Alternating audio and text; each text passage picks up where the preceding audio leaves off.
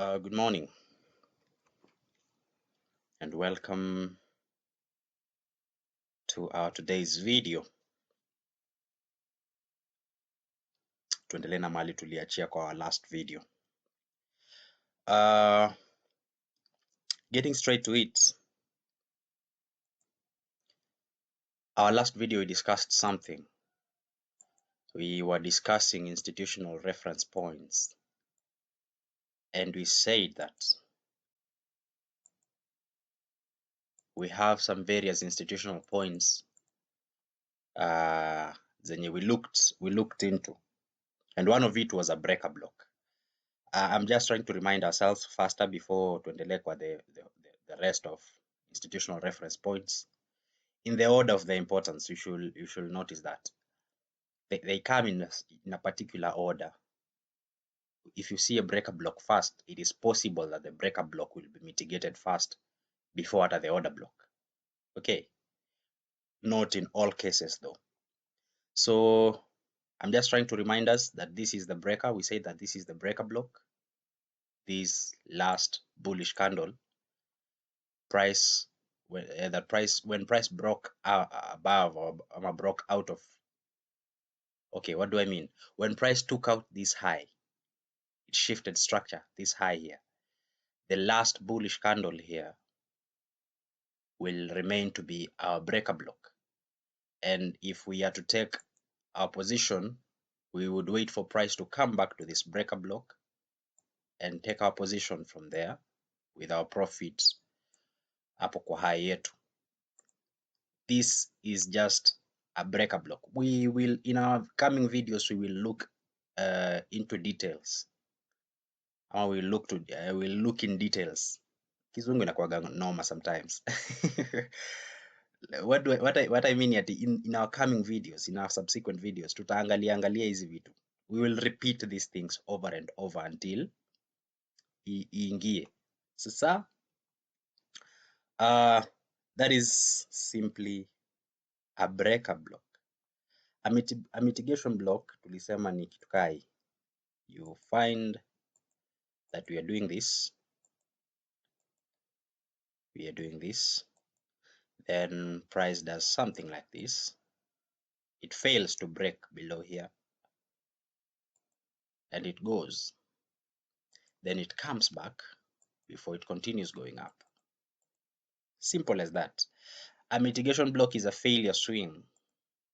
Okay, this last candle here will become a mitigation block. Why?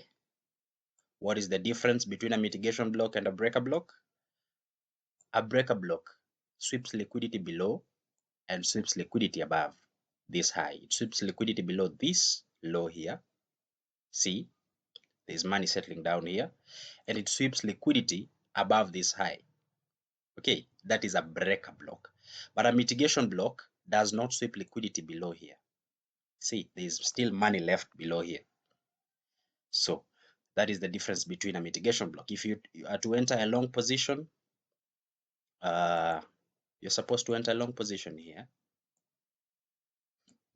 and take your profits, at least your first TP hapo mwanzo, but you can always set various TPs, several TPs, depending on risk management. That's something that we look into and like iangalie in details in our coming videos.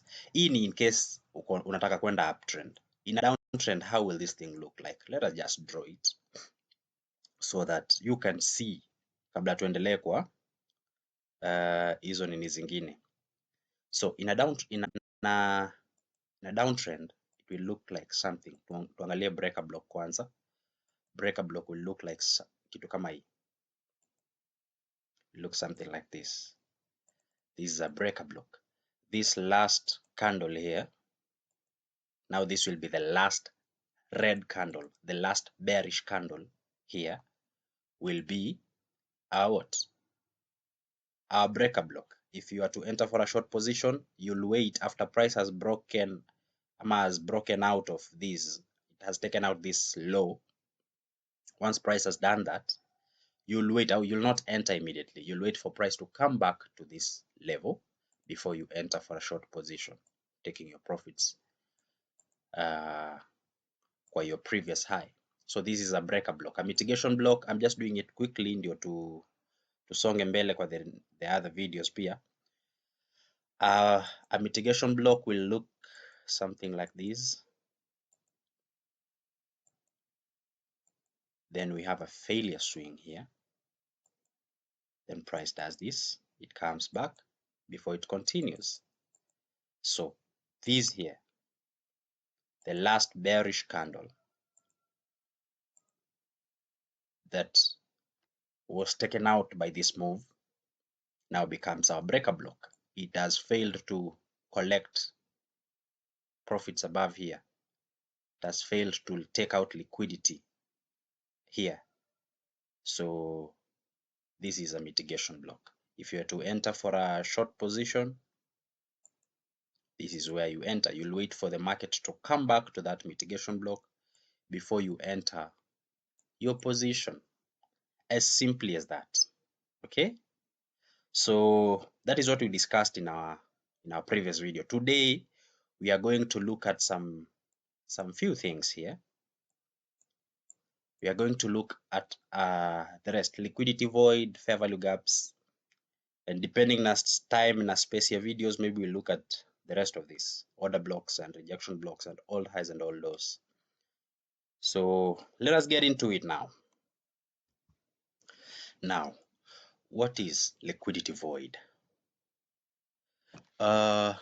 Liquidity void is simply when price has left with so much impact, with so much force, that it brought about a very huge candle. Nacheki. When the market is, for example, buying, now there are very huge orders where the institutions get into it and they buy massively, that a candle becomes so big and so long. That is what we call a liquidity void. So, sir, let us look at an example of a liquidity void. Or let us just look at an example of a liquidity void in our charts. Look at this candle here. As you can see, this has been our market. We've been dropping, we've been in a downtrend for quite some time. This is an hourly time frame of gold, XAU USD. Then all of a sudden something happened here. Look at this candle. This candle is huge, it's so big. It is huge. This means that the buyers here came with so much force that they pushed this candle all the way. Look at the difference between these. If you can measure in pips, the difference between these other candles. Look, this is the biggest candle here. Sendio? So the difference between these, in 1 hour, price moved from here to here, compared to all these other times when in 1 hour price moves to. Look at this. These other candles in 1 hour candles. But angalia the difference here. Now, liquidity void is formed when such a thing happens. There's so much imbalance here, so much imbalance, that price always wants to come and fill this imbalance before it continues going up.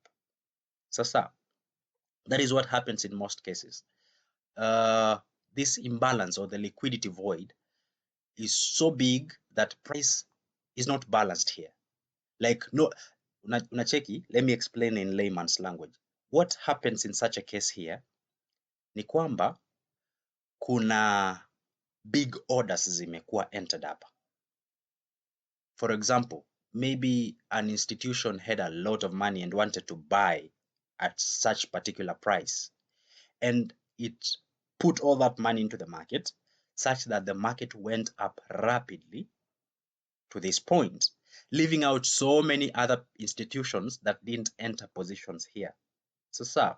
So price will always want to come back to this level so that those who are left out by this move will get back into it. So let us try and see what price did here.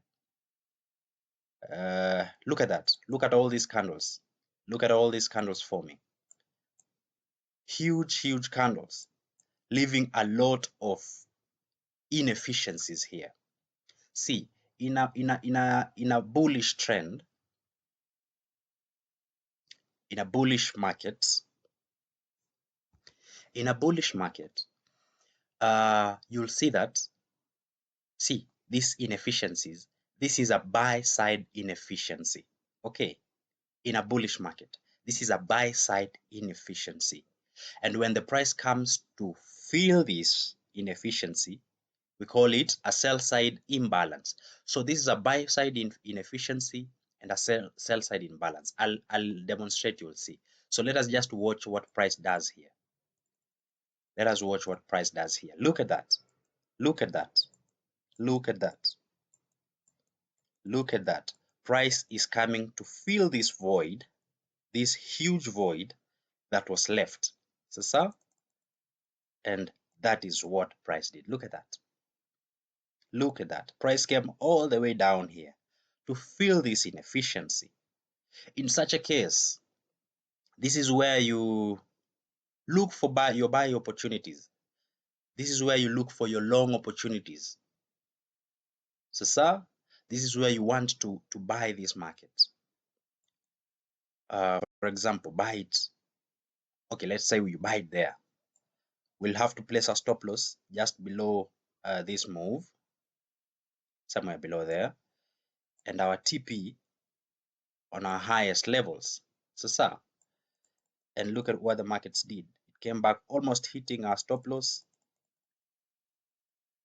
and then the market left. There you go. There you go. See what happens? That is exactly what happens. The price will come and hit our TP eventually. So let us do this times 10, then play and see.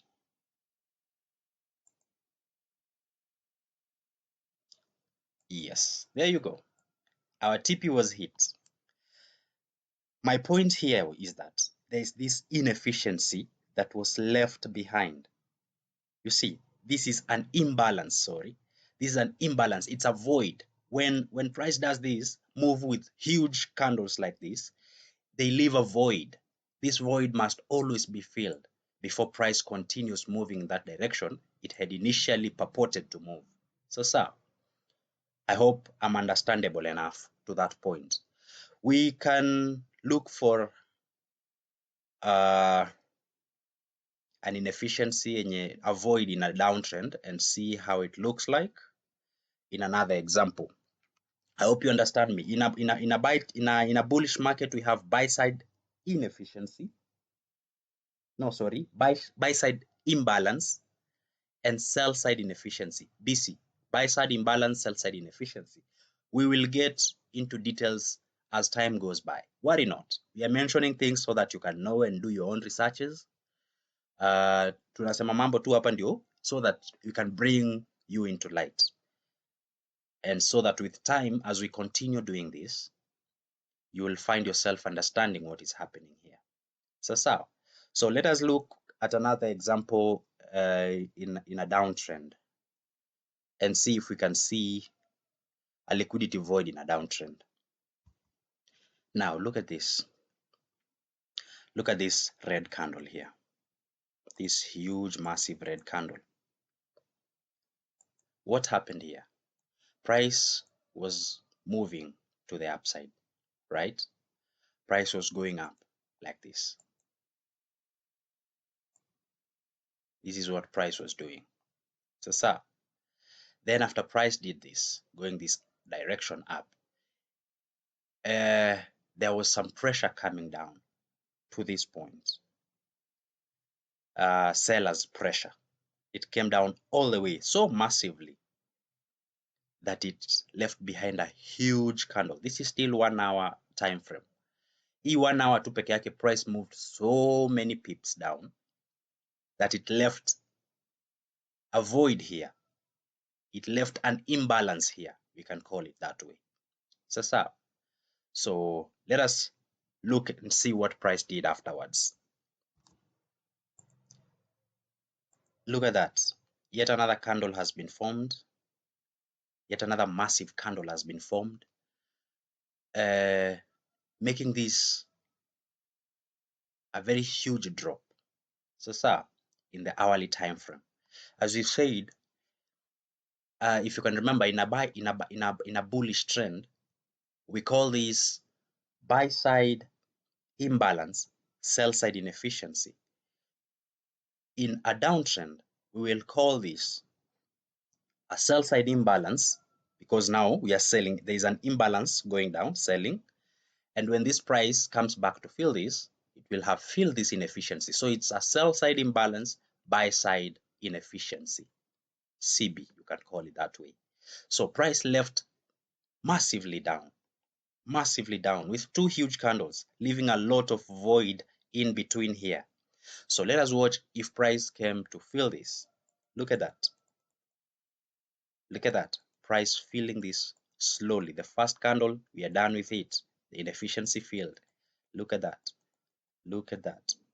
Now this is the point where you'll start looking for a sell opportunity because you can see price coming to fill this void here. You know that eventually after this void has been filled, price will reverse and continue going down. So we watch, we watch, we watch. There you go. This is where you start looking for your sell opportunities. This is where you want to sell this market. Placing your stop loss above where this price started to move, and your stop loss and your take profit at least at this, your first TP at least at this high or at this low. So look at the price. This is what price did. Eventually coming and hitting our TP. And I'm sure it continued moving down even further. Look at that. Look at that. You see? So that is exactly what price does. That is simply a liquidity void.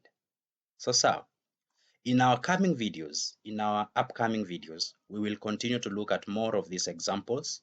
We'll go deeper into this, and I'm sure you will understand even better. So, sir, I think we should look now at the next thing that I want us to look at. That is the fair value gaps, and understand what these fair value gaps are. What is a fair value gap, you may ask? A fair value gap. I want to draw something here. For example, we are bullish. Let me make this, increase the opacity of this. Assuming we are bullish and we are forming candles like this going up, another one here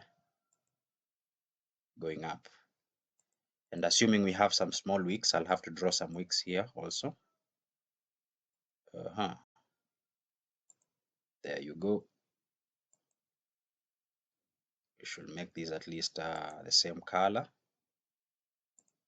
so that yes, like that. Assuming that we have these,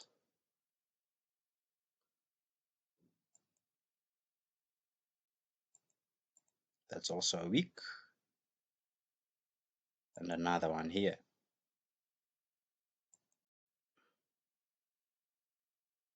Another one there.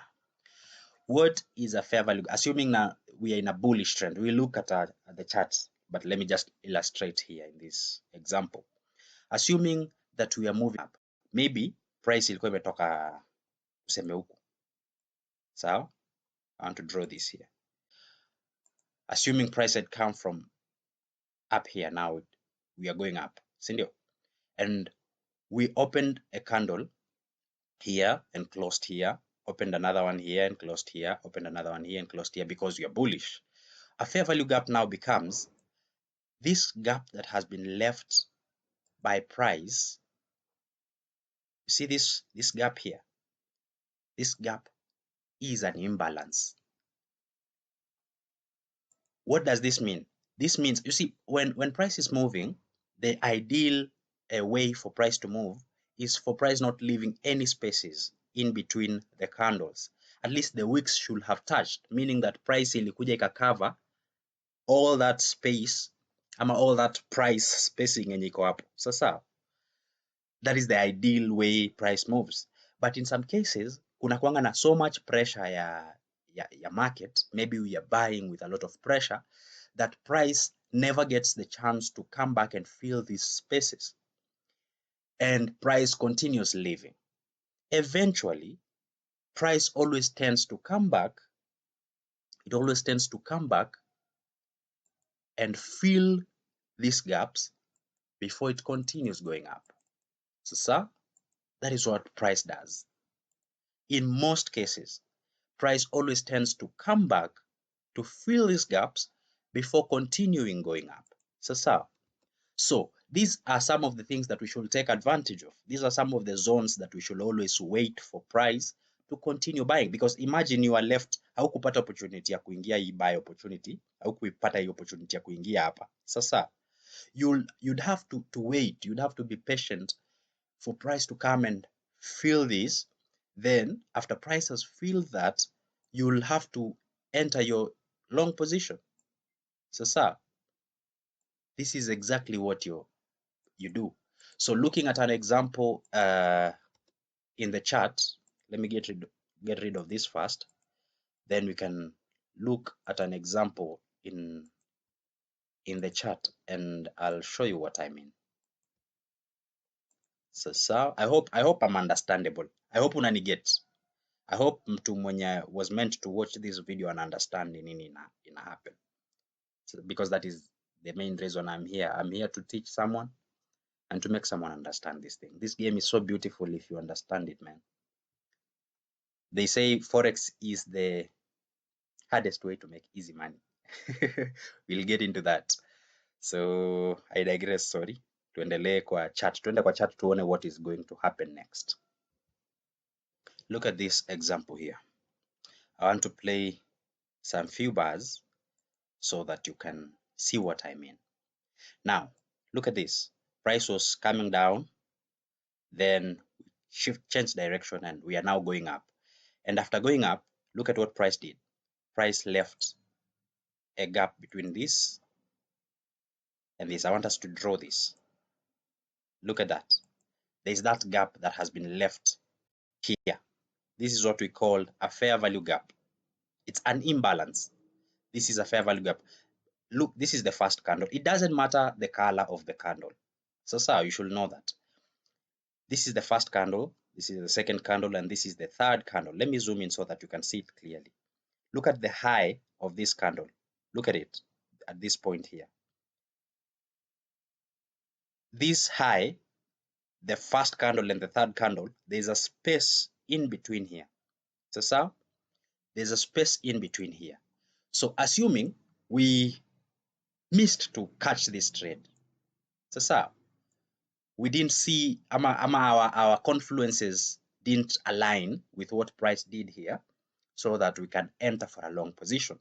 So once we've noticed that we have a fair value gap, we should stay vigilant and watch out for what market will do. So let us see. Look at that. Look at that. Price went up and price came back and almost touched our fair value gap. Do we enter now? You can always set your limits, something that we'll look into in our coming videos. But for the meantime, let us twende tu polepole and understand what this is. Look at that. Look at that. Price didn't touch this fair value gap and it left. Sasa tunasema okay, our confluence was not met. Price did not touch our fair value gap, so on sawa tu, it left without us. It is okay. Price will always come back. Look at that. And price is just playing. And now it's coming back. Let us extend this so that we can see well. I want us to extend this. So far hatuja hii fair value gap yetu bado haijaguzwa in any way. Si ndio? Look at that. Look at that now. Look at that now. Price came and filled this fair value gap very, very well. At this point, tunaona haikuguzwa, At this point haikuguza na price ikaenda. This is a very beautiful move that if you caught ungekula do, but we don't force trades in the market. If you do that, you will suffer a lot. So price, you wait for price to come and fill our fair value gap before now looking for long opportunities, because to may consider we are in an uptrend, we are doing this, and all your confluences are in check. So a fair value gap just adds to confidence. Yani nini na inafanyika. Place your stop loss below that low and take your TP at least to this high or somewhere around there. So and now what did price do? Price hit our TP. So price came and filled our fair value gap. It filled our fair value gap very well. And then price continued moving up. So this is where you enter. Patience is the name of this game, my friends. Patience is the name of these games. These are hourly candles. From here to here are various candles, more than a day, more than 20, I think almost 2 days. Sindio? But you have to be patient, man. You have to be patient and wait for price to come back to your zone before it continues going up. Are we together? So that is simply a fair value gap. We will look at another example. Let us try to find another example in our chart here and see if we can find it before we continue.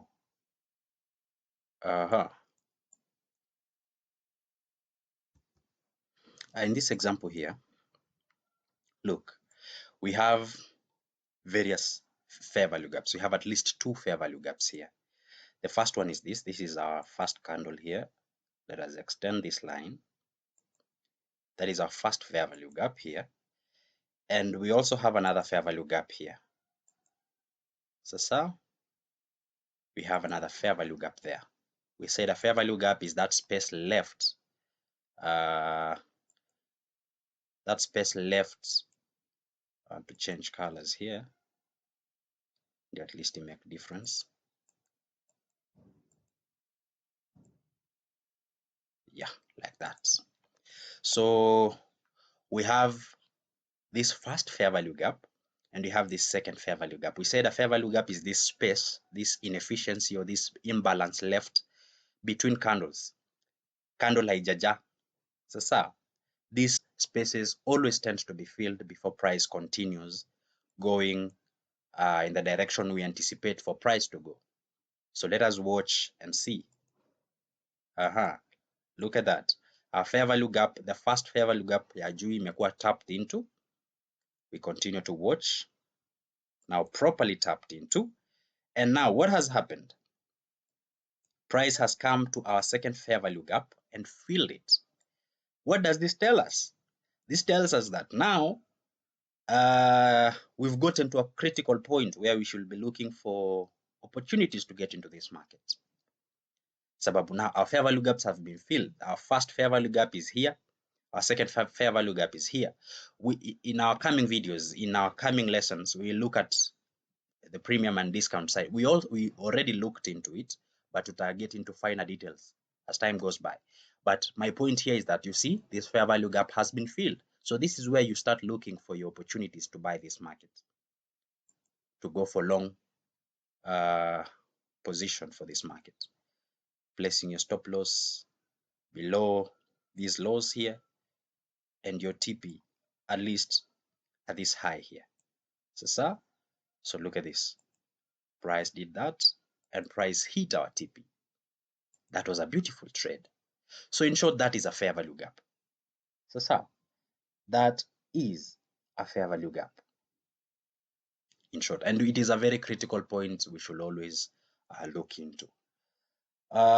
So I think that is all my time allows me to cover in this particular video.